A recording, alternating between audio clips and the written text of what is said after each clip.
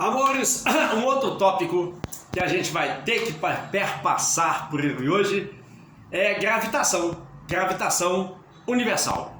O que é que se estuda em gravitação universal? O movimento dos astros de um modo geral, o movimento dos planetas, por exemplo, ao redor de uma estrela, o movimento da nossa Terra ao redor do Sol. E indo direto ao ponto, o que é que temos que saber sobre gravitação universal? Primeiro, entender o seguinte, que aqui está uma estrela, o Sol. De um modo geral, os planetas descrevem ao redor do Sol uma curva que é aproximadamente uma elipse. E o Sol, ele fica em um dos focos dessa elipse. Não esquecer que a maioria dos planetas, por exemplo o nosso, a Terra, ela faz ao redor do Sol o movimento de translação e também o movimento de rotação. Translação e rotação. No caso específico da Terra, esses movimentos eles têm períodos em que eles ocorrem. A translação, que é o movimento ao redor da estrela, do nosso Sol, a translação da Terra, ela dura 365,25 dias. Ou seja, 365 dias e um quarto de dia, aproximadamente 6 horas. É por isso que a cada 4 anos tem um ano que é bissexto. Por que chama ano bissexto? Ao invés de 365, 366, 26. O ano bissexto é formado pela junção de 6 horas de um ano, mais 6 horas de outro ano, até inteirar os 4 vezes 6, 24 horas, para termos um dia a mais. Esse é o tempo de translação da Terra ao redor do Sol.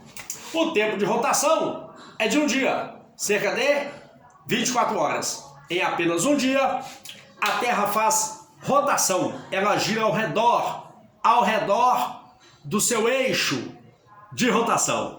Então, para a Terra é bom saber, né? O ano terrestre, quanto tempo a Terra gasta para dar uma volta ao redor do Sol e ao redor de si mesma, cerca de um dia. Ô tio, o que mais eu tenho que saber? Pensa comigo.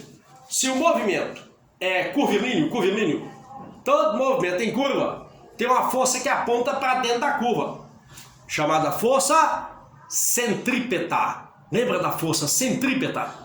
Então, todo planeta ao redor de uma estrela, há uma força atuando sobre ele, centrípeta, que aponta para a estrela. E força centrípeta, ainda consegue lembrar como é que a gente avalia ela? Força centrípeta é mv² sobre o raio da curva. Isso indica que se o raio da curva é pequeno, a força centrípeta é grande.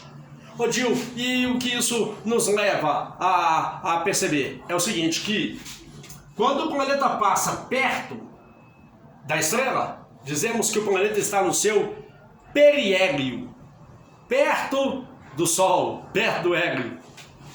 O planeta, ao passar perto da estrela, a distância até o centro, que é a estrela, é menor.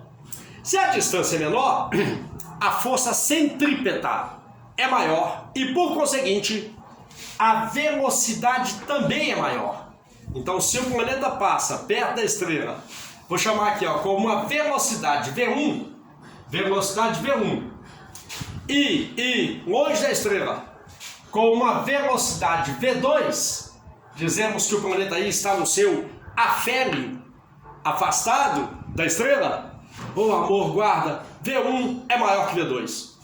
Ou seja, o planeta anda com uma velocidade alta quando passa perto da estrela, e longe da estrela, essa velocidade ela é menor. Perto da estrela, mais rápido. Longe da estrela, mais lento o planeta se torna. Que mais eu tenho que saber? Veja bem, essa é a força com a qual a estrela atrai o planeta. Essa força, a gente tem nome para ela, chama força gravitacional. No nosso caso, força peso E peso a gente conhece. Peso é mg. Então haverá situações em que teremos que igualar a força centrípeta ao peso do corpo. No caso de um planeta, o peso dele em relação à estrela. E observações astronômicas nos mostram também o seguinte, que essa força com a qual a estrela atrai o planeta, ela é diretamente proporcional. Esse Gzão é uma constante de proporcionalidade. Depois eu te dou o valor dela. Constante de proporcionalidade. A força com a qual uma estrela atrai um planeta é diretamente proporcional à massa da estrela, massa do planeta, tudo isso sobre distância do planeta até a estrela ao quadrado. O que é que essa expressão quer dizer? Quanto maior a massa da estrela, quanto maior a massa do planeta, maior é a atração entre os dois. E quanto maior a distância entre a estrela e o planeta, menor é esta atração. Ao quadrado. E o que mais, Gil, eu tenho que saber? Uma das leis mais importantes observadas pelo homem em relação ao movimento dos planetas ao redor de uma estrela, conhecida como lei de Kepler, que diz o seguinte, se você pegar o período de translação de um planeta ao redor de uma estrela e levar isso ao quadrado, esse tempo de translação é medido em ano. No caso da Terra, um ano. E dividir pelo cubo do raio médio do movimento do planeta ao redor da estrela, ô amor, esse valor é sempre uma constante, que é um dos critérios que a gente usa para dizer se um corpo que se move ao redor de uma estrela é um planeta ou não é um planeta. Para ser planeta, esse quociente tem que dar aproximadamente 1. É você pegar o tempo que o planeta gasta para dar uma volta ao redor da estrela e dividir pelo raio médio da órbita do planeta ao cubo. Isso dá sempre aproximadamente 1 quando se trata de um planeta. Ô Gil, por que raio médio? Raio médio? Porque às vezes o planeta está longe da estrela, em sua órbita, ou às vezes próximo da estrela. Então vamos de novo, reiterando, o que eu tenho que saber sobre gravitação universal?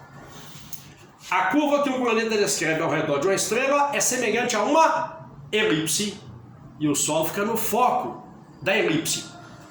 O planeta passa perto da estrela com alta velocidade e fica a maior parte do tempo longe da estrela, andando com a velocidade baixa. É o que nos mantém vivos, de certa forma, que se ficássemos a maior parte do tempo perto do Sol, as temperaturas em nosso planeta seriam muito maiores do que já são. Agora veja bem, se perto da estrela a velocidade é maior, então eu posso dizer o seguinte, que à medida que o planeta se aproxima da estrela, a sua velocidade aumenta, movimento acelerado.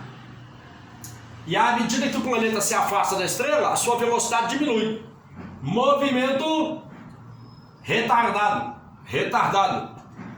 Agora, se o movimento é acelerado ou retardado, no movimento tem aceleração. Claro, nós já tínhamos visto que todo movimento em curva tem aceleração, porque acelerar é modificar a velocidade ao longo do tempo. E se tem aceleração, tem força. Newton, massa vezes aceleração. E a força com a qual o planeta atrai a estrela, ela pode ser avaliada assim, de forma centrípeta, assim, peso, ou assim, uma constante.